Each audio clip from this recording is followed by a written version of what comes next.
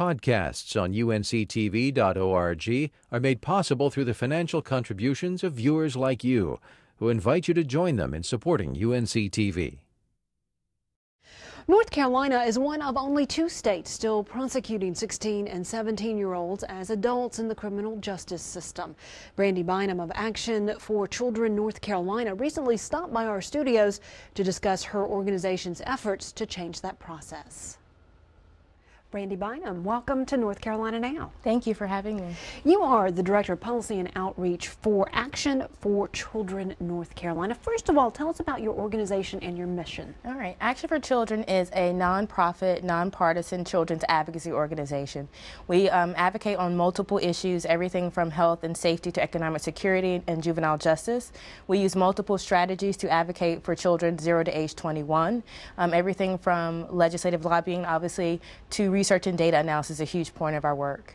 One of the issues that you all have been following very closely over the last couple of months is the debate over at what age a teenager who commits a crime should be prosecuted as an adult. What does the current law in North Carolina say? Well, the current law as it stands, North Carolina being one of 2 states that automatically prosecute all 16 and 17-year-olds as adults no matter the crime. There has been a task force. The governor set up the Youth Accountability Planning Task Force to take a look at this issue. Tell us about that discussion and the work that's been done in this area by the task force. Well, that task force met over an 18-month period, and most recently in January, they issued their final report, which recommended that North Carolina should raise the age from 16 to 18 for youth who commit minor crimes, bringing us in line with the rest of the nation. Of those recommendations, other things that came out were implementing alternatives to detention initiatives in our state to keep kids out of the system on the front end. Tell us about some of the research that has gone into this question, because this is a question that other states, in addition to North Carolina, has looked at from time to time. So what does the research show us when it comes to the best way to handle kids who are in that 16 to 17 age bracket who commit a crime? Right. The research definitely supports the fact that this change needs to happen in our state. This research is supported by national and state research as well. And what the research basically tells us that it is counterproductive to charge and treat young people in the adult system where it's not set up for programming nor the developmental stages of these young people. Any other way, they would be considered juveniles. What programs do we have in North Carolina to help kids in this age group, again, that 16, 17, 18-year-old age group who do find themselves in trouble? Well, I think our own North Carolina juvenile justice system has done a phenomenal job with youth 15 and under as far as implementing programs along anger management, mentoring, restorative justice, rehabilitative needs, whatever those may be. So they do a great job of coordinating with other systems on meeting those kids' needs based on what their risks are.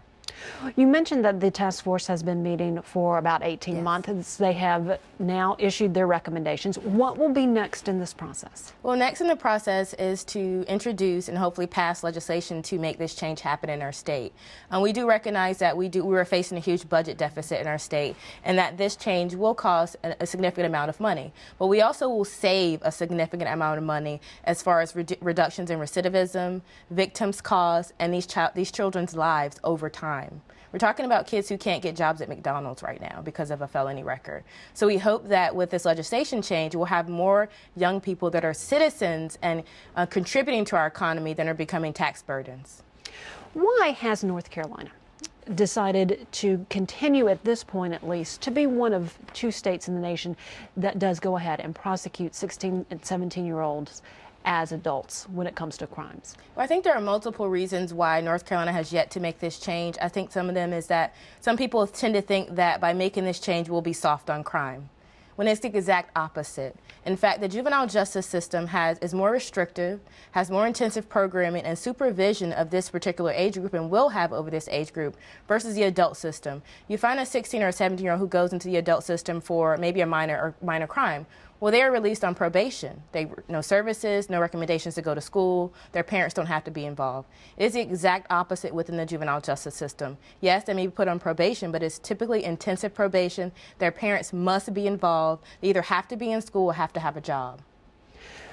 How long do you think it will take before any movement is made on this issue and we start seeing some debate on legislation that would decide one way or the other whether we stay with the current system or move to where we are not charging young people with adults until they get older. Right. So I definitely think that you will hear rumblings of that in the next few weeks or so. There have definitely been legislators in support of these issues in the past. As you may be aware, there were bills introduced in 2007, also in 2009, and that was when the task force was established. So this issue has been studied significantly in our state. There's bipartisan leadership that represented that task force, and so we really hope, we're working very hard towards having legislation introduced in the next few weeks. When it comes to issues affecting children across the state of North Carolina, what are some of the other things that you and your organization are currently keeping a close eye on? Well, definitely public health insurance for young people is something that we're looking into very heavily. Also, economic security, and particularly the earned income tax credit, for example, making sure that working families have access to that. Act for Children tries to work on a minimal list of issues to make sure that we get more bang for our buck, so to speak, that we are successful in making sure that these changes that we're working towards will actually happen. And of course, you had a big study that came out this week related to poverty in North Carolina. What did you find there? Well, the poverty study definitely shows that there's a huge issue, not only just in our state, but in the nation as well, as far as young people or children and families who are going hungry day in and day out. We do know that there was a huge conference also held yesterday at UNC to talk about sort of that report and talk about poverty as a holistic issue. We do recognize that one of the root causes of poverty is, people's ability to earn income. So unemployment has been a huge issue in our state. And those are things that definitely impact not only that parent, but also that family as a whole. Brandy, if our viewers want to know more about the work that you and your colleagues are doing, what do they need to do? Please visit our website at www.ncchild.org. Brandy Bynum, thank you so much for coming and sharing all this information with us. Thank you for having me. Podcasts on UNC-TV.org are made possible through the financial contributions of viewers like you, who invite you to join them in supporting UNC-TV.